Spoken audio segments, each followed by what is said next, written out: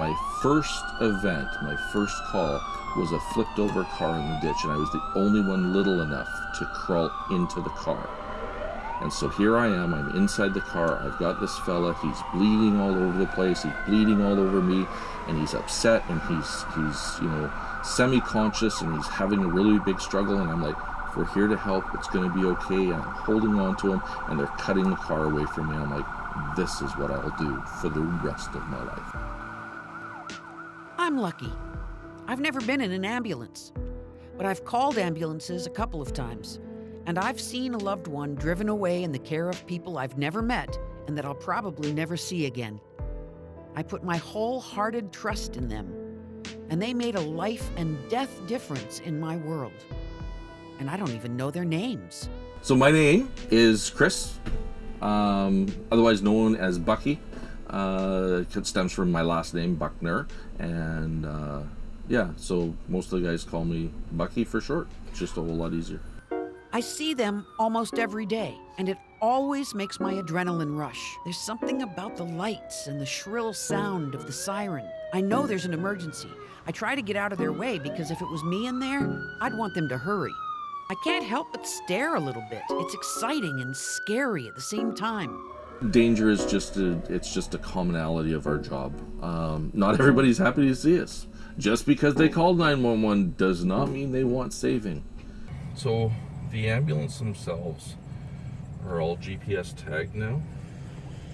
So when this one starts to move off the property, dispatch then knows that it's out and about. Mm-hmm. So I'm letting dispatch know. Hey Ryan, it's Bucky 06. So yes, I get to ride in an ambulance. I think this is really cool. In fact, I think you'll hear me say that very thing when he hits the siren for a second. Yes, I asked him if I could hear the siren. It's like meeting your favorite superhero and being let in on the secret powers. Cool. Ambulance driver or paramedic, which am I? I drive an ambulance. I am a paramedic. Good. Good.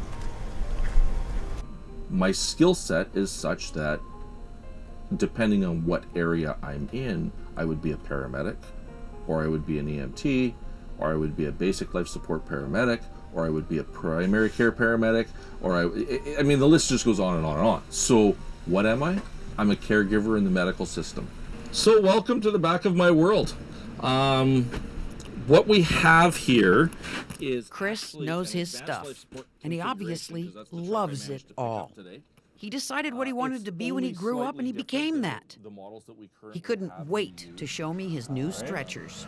And then the quintessential moment.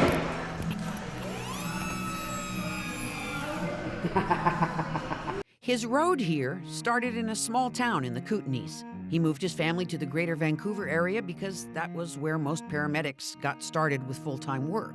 He worked on call all over the lower mainland of British Columbia, then at stations in New Westminster, North Delta, and then Station 49 in Surrey, BC, one of the 5 busiest stations in North America. And I was there for 5 years working the Wally district of Surrey and loved it. Loved it. I could be laying down in a ditch with somebody that's just flipped over their car. The next call, I'm, with somebody, a street person, heroin overdose, narcotic overdose, bringing them back to life, then whip over to a care home for a sweet, sweet little old lady who's had a fall and maybe hurt her hip or her knee. You just never knew, right? So one minute you're doing something, the number of times that I had weapons pulled on me and high intense situations followed right after by, oh honey, can I get you a cup of tea? Because that's all she really needed, was just a cup of tea in the middle of the night. There's a lot of adrenaline pumping in this job, but it is so clearly not all about that. Paramedics like Chris seem to feel a calling. They're willing to put themselves in dangerous and disturbing situations so they can help. Really, really help. Not like, can I get you fries with that, but can I save your life kind of help. Does anybody come back and thank you? Some. Not often. we're kind of, almost like a secret service, right? Because we swoop in, we deal with it, we swoop out, we drop them off at the hospital. They spend the least amount of time in my world, and sometimes they get the most life-saving technique in this few moments. We need to, between advanced life support and basic life support, be able to do resuscitation and multi-system traumas, no different than what's going to happen for you, your patient, or anyone else in the ER. And that's really what these trucks are. These are a mobile trauma room. So I've been doing this job now for 23 years, coming up on my 24th anniversary. I started back in 1993. Chris is at Station 206 in Chilliwack, British Columbia. It's very chill. Everyone is nice, there's music playing in the garage, but this is the calm before and after the everyday storm. Sometimes we're over top of that little child who has been beaten or thrown down a flight of stairs. Mom, Dad, both are standing over top of us while we're working on this child. And, where does that put us? We don't have the police there, right? Because this was just simply a fall down the stairs and the child is unconscious or dying. And now we have the assailant, Mom or Dad, standing right over top of us. I've walked into homes, drugs everywhere, guns, knives, party houses, crack shacks, hoarders' homes. I mean, the list just goes on and on and on of scary, dangerous places we end up.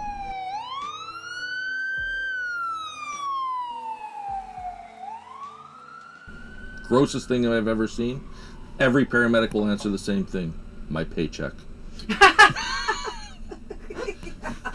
So, Yeah, I did ask, what is the grossest thing you've ever seen?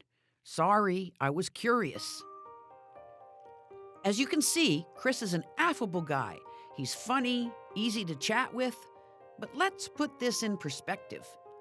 I'm not sure I could deal with some of the situations he's experienced. It's sensational on television. I don't imagine that it's very sensational when it's happening right in front of you. you always remember your first, and you always remember your worst. But your worst is always replaced by the next worst. And unfortunately, many of our guys lose the rest of their career because they can't take that latest gross call.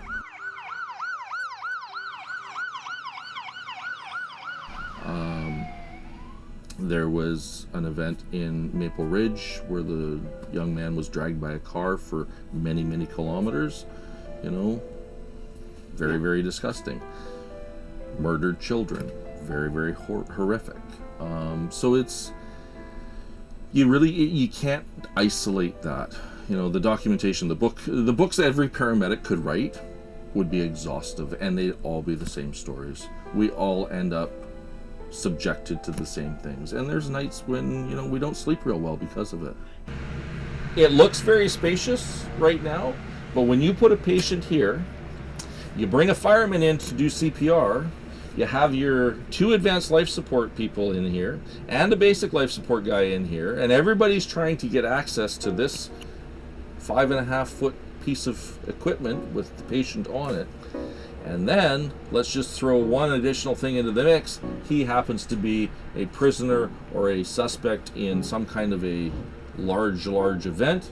We now have 1 or 2 officers up there.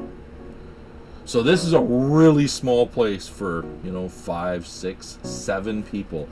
And if you do a seatbelt count, you'll find out there's not enough. So when people don't pull over, this is where we get the most ticked off about it.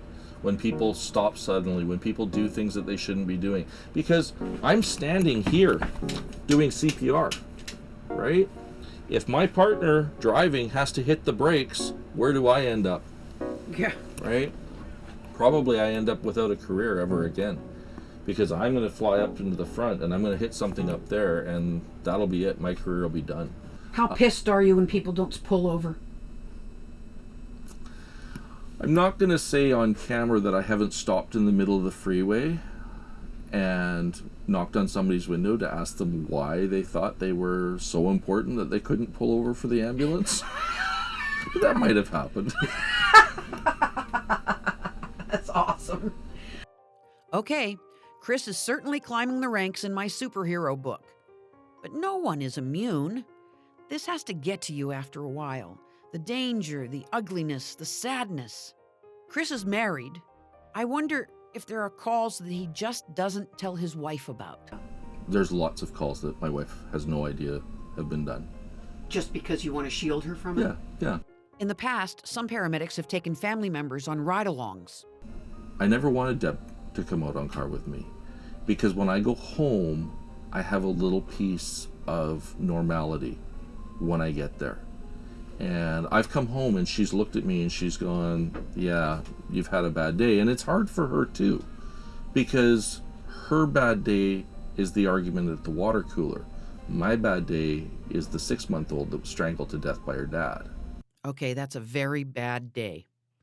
This is a high stress and high adrenaline job. So how do they deal with the stress?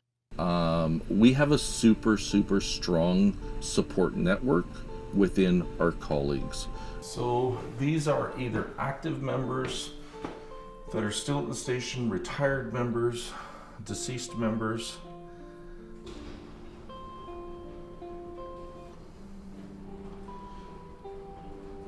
There's one person here that I actually resuscitated. We're always relaying stories. We're always talking about the bad calls. We're, telling my partner, telling you met some of my colleagues at the station. We'll sit on the bumper and we'll just BS for a couple of hours. And we referred to those as bumper talks. That gets most of us through our career, right? Works out really well. We still lose dozens of people a year to suicide working in emergency services. We don't see normal. But at the end of the day, there's two in the front of the truck, and sometimes you just unload. There's a lot of tears in the front of the truck that people never suspect has ever happened. I heard a lot of the horror stories. Are there any funny ones? 3 o'clock in the morning, very well put together woman, home in Vancouver area, going on a trip. She notices her sink is leaking, so she grabs some spray foam insulation to try and seal this little bit of leak in her drain. And she gets them on her fingers. Now she has sticky fingers. Called an ambulance. No. It was an emergency. I'm flying out in 2 hours. I gotta get to the airport. I got sticky fingers. You can't make that crap up. You just can't. Wonderful stories. Super tragic stories. The absolute best in the worst of people, and the absolute worst in the best of people. One of my most lengthy time offs was being severely beaten by a 90-year-old woman with a cane. Okay, let's be clear. I just asked him to share a wonderful experience with me. And he's telling me this story about being beaten so badly he was off work for weeks. I'm shocked. Oh, that's okay. He thinks it's funny. But this kind of puts the whole thing together for me. Chris was physically injured on the job. But when he recounts the experience, all I hear is compassion. There it is right there. That's the whole story. Being severely beaten by a 90-year-old woman with a cane because we couldn't resuscitate her husband. She wasn't mad at me. Her whole life, they'd been married 68 years. 68 years they'd been together, and her entire life was changing in an instant. And she's sitting there, she's just clubbing me over the back while I'm doing CPR. And I laugh to this day. I laugh about this. I was black and blue from my head to my butt for weeks after that. Why do you love it? You seem to really love it. I have a great passion for this job. when you get to make such a big difference in somebody's life that's enduring such a negative thing that they've needed to pick up that phone and dial 911, how can you not love this job? You make an impact every single day. And it's never about what we do, what we have, what skills we throw at them. That nobody remembers that. They don't know if I put a 20 gauge IV in or a 22 gauge or, they know I held their hand, I made them feel safe, I made a little bit of a difference in the emergency that they're having.